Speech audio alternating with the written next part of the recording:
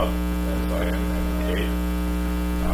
He's going to talk a little bit about his chip carving and relief carving.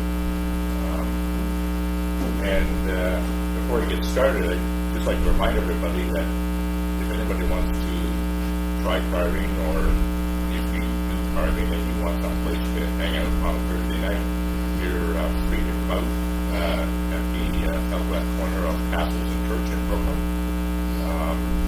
We start at 6:30 and go through up to 8:30, quarter 9 at that time. And if you want to learn,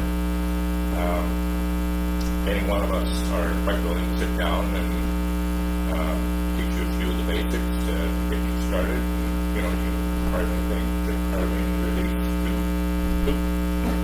Poop. So, anyways, here's Jose. He's just going to go on a little bit about what he does. Thank you. Well, oh, okay. Okay. Now, my name is Jose Torres. I've been carving since 1997, 98, and I had prepared a few words.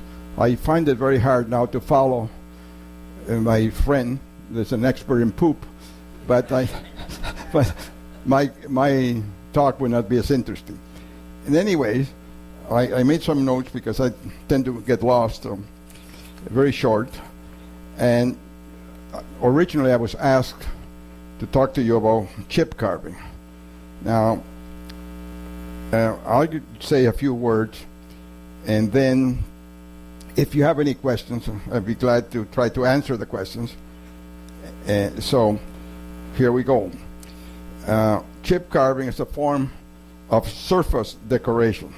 Surface decoration is probably the oldest and simplest form of decorative carving, as compared to carving in the round, which require awareness of space and proportions. And carving in the round, you probably know, is a figure, you know, in 3 dimensions, like you see a bust of some famous people or a statue or something like that. That's carving in the round. Chip carving is the process of cutting chips from the surface. These can be wedge-shaped or other various geometric shapes, arranged in patterns both linear and random. Now, these patterns can represent flowers, leaves, animals.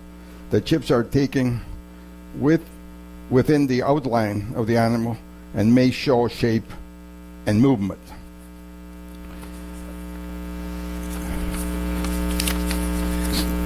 Now, the cutting of these chips is done with the standard chisels, pocket knives, specialty knives, utility knives, single-edge razor blades, which surprised me when I saw the beautiful carving this lady was doing with them.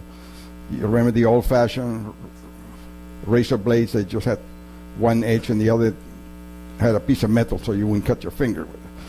So you can use just about anything that has a very sharp edge.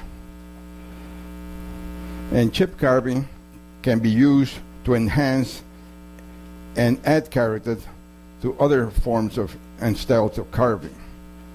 I have, for example, a carving over there, the Madonna with a child, and that's a relief carving, but in the corners I added some chip carving to add some character and some enhance the character of the carving.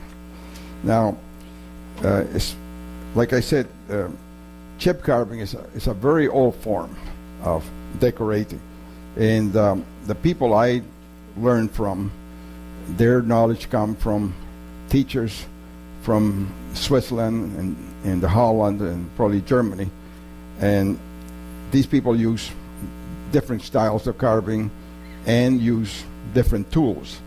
I actually saw on TV a farmer in Switzerland, and during the downtime, I guess must be winter, they have these big chip carving knives, and I swear they probably were that long with a huge blade.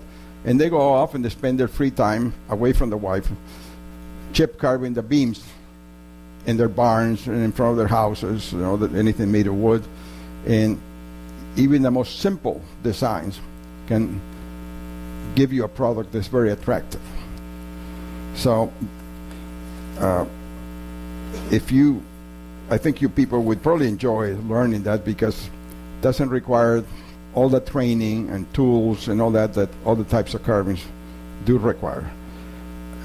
Another type of carving which is close to chip carving is called incise or line carving. So this type of carving is used in engravings, letterings. Grooves are usually V and U shape. Tools used are gouges, fluter, veiner, or parting V tools. Any sharp knife, wood, bone, stone, metal are some of the materials used.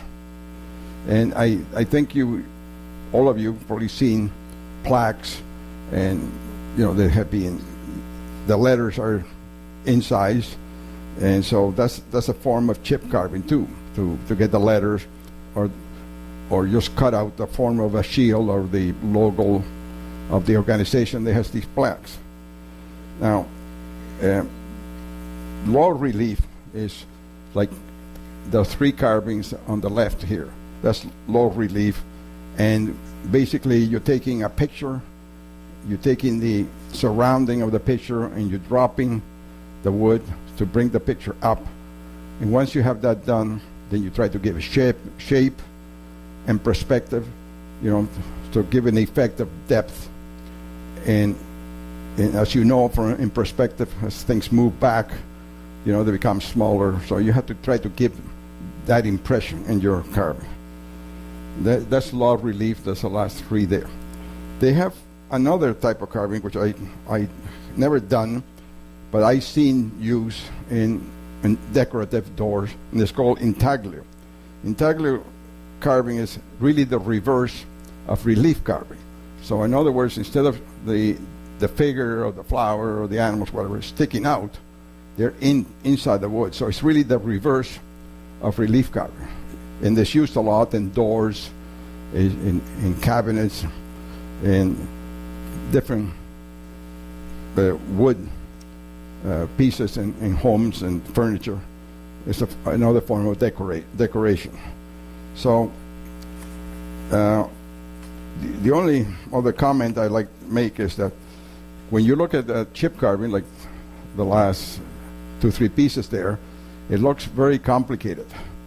But the layout is relatively simple.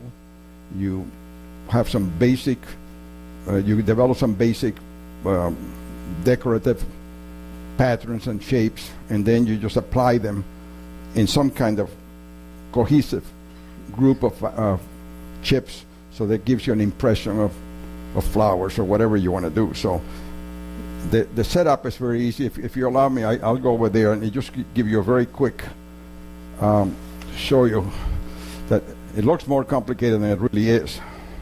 I mean, less, it's not as complicated as it really is. So one of the basic things you use in chip carving, you form grids, different grids. These are supposed to be parallel and about just over 1/8 of an inch. So then you divide these, and everything has to be proportional. This basic grid, you just take any form. Don't take a compass or anything. It's too complicated. Take any form. Anything you have is round, or a toonie, or a coin, or the lid of something, and then you decide, and your design, that you put that curve there, and then the same curve there, and then you just join these points up like that. That basically is what was done in some of the designs in here and on the side. So it looks a lot more complicated than it is, but basically what you're doing is